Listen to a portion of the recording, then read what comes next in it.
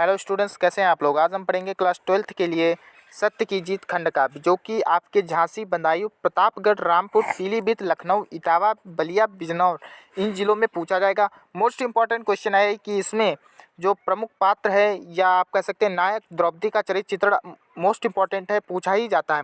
तो इसको किस प्रकार एग्जाम में लिखेंगे उन सब की हम डिस्कस करेंगे बातों को। तो इसको कई तरीके हैं और सरल भाषा में आपको बताएंगे, तो वीडियो को पूरा देखिएगा अंत तक। अगर आप चैनल पर नए हों तो चैनल को सब्सक्राइब कर सकते हैं, क्योंकि क्लास 12 से रिलेटेड आपको सभी वीडियो मिलती रहेंगी। तो चलिए वीडियो को शुरू करते हैं। सबसे पहले आप किस प्रकार लिख सकते हैं वो बता देते हैं।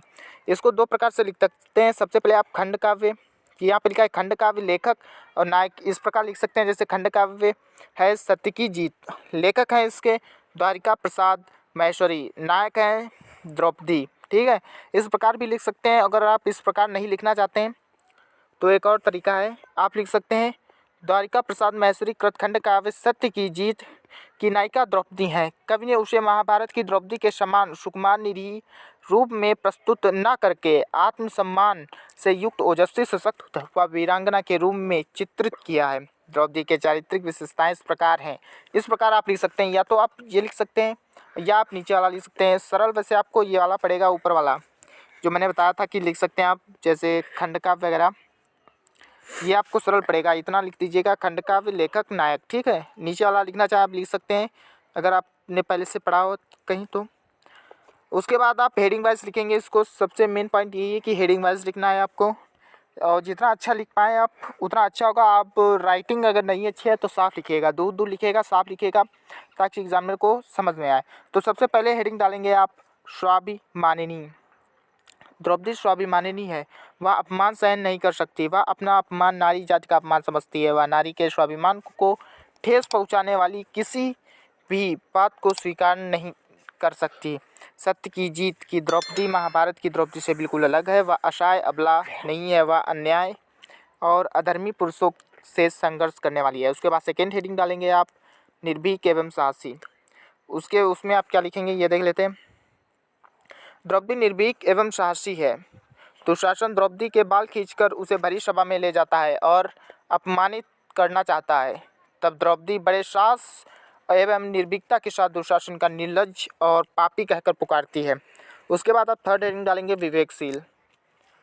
ठीक है, द्रौपदी पुरुष के पीछे पीछे आंखें बंद करके चलने वाली नारी नहीं है, वरन विवेक से काम लेने वाली है। वह भरी सभा में सिद्ध कर देती है कि जो व्यक्ति स्वयं को हार गया हो उसे अपनी पत्नी को दांव पर लगाने का अधिकार नहीं है, अतः वह कौरवों द्वारा विजित नहीं है। उसके बाद फोर्थ हेडिंग डालेंगे आप सत्यनिष्ठ एवं न्यायप्रिय। द्रौपदी सत्यनिष्ठा के साथ साथ न्यायप्रिय भी है। वह अपने प्राण देकर भी सत्य और न्याय का पालन करना चाहती है। जब दुशासन द्रौपदी के सत्य एवं शील का हरण करना चाहता है तब उसे ललकारती हुई कहती है। इसके बाद ये लाइनें जरूर लिखिएगा आप लोग।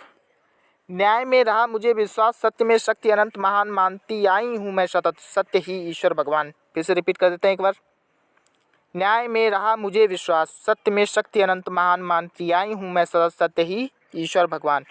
और अगर आपको इसकी पीडीएफ चाहिए हो तो टेलीग्राम चैनल पर ज्वाइन हो जाएगा, वहाँ पे अन्य भी पीडीएफ आपको मिल जाएंगी, तो जल्दी से ज्वाइन हो जाएगा।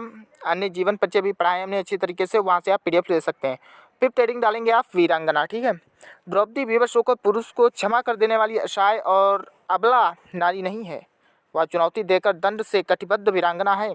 उसके बाद आप नीचे लिखेंगे वही लाइनें, ये मोस्ट इंपॉर्टेंट है, आप जरूर लिखेगा। कम से कम 2 या 3 हेडिंगों में ये लाइनें जरूर लिखेगा। अरे ओ दुशासन निर्लज्ज, देख तू नारी का क्रोध किसे कहते हैं, उसका अपमान कराऊंगी मैं उसका बोध। अरे ओ दुशासन निर्लज्ज, देख तू नारी का क्रोध किसे कहते हैं, उसका अपमान कराऊंगी मैं उसका बोध। उसके बाद आप 6 हेडिंग डालेंगे नारी जाति का आदर्श। ठीक है, द्रौपदी संपूर्ण नारी जाति के लिए एक आदर्श है। दुशासन नारी को वासना एवं भोग की वस्तु कहता है तो वह बताती है कि नारी शक्ति है जो विशाल चट्टान को भी हिला देती है। वह कहती है पुरुष के, यहाँ पे पैरों नहीं होगा, यहाँ पे होगा पुरुष के पौरुष। पुरुष के पौरुष से ही है सिर्फ बनेगी धरा नहीं या स्वर्ग, चाहिए नारी का नारित्व तभी होगा पूरा स्वर्ग। ठीक है, पुरुष के पौरुष से ही है सिर्फ बनी धरा नहीं या स्वर्ग, चाहिए नारी का नारित्व तभी होगा पूरा स्वर्ग। एक बार फिर से रिपीट कर देते हैं।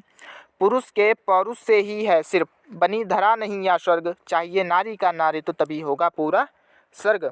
उसके बाद आप चैनल को सब्सक्राइब कर लेंगे ताकि आपको जो भी वीडियो डालें उसकी नोटिफिकेशन सबसे पहले मिले। तो अगर आपको PDF चाहिए तो टेलीग्राम चैनल पर ज्वाइन हो जाइएगा। तो मिलते हैं नेक्स्ट वीडियो में, तब तक के लिए जय हिंद जय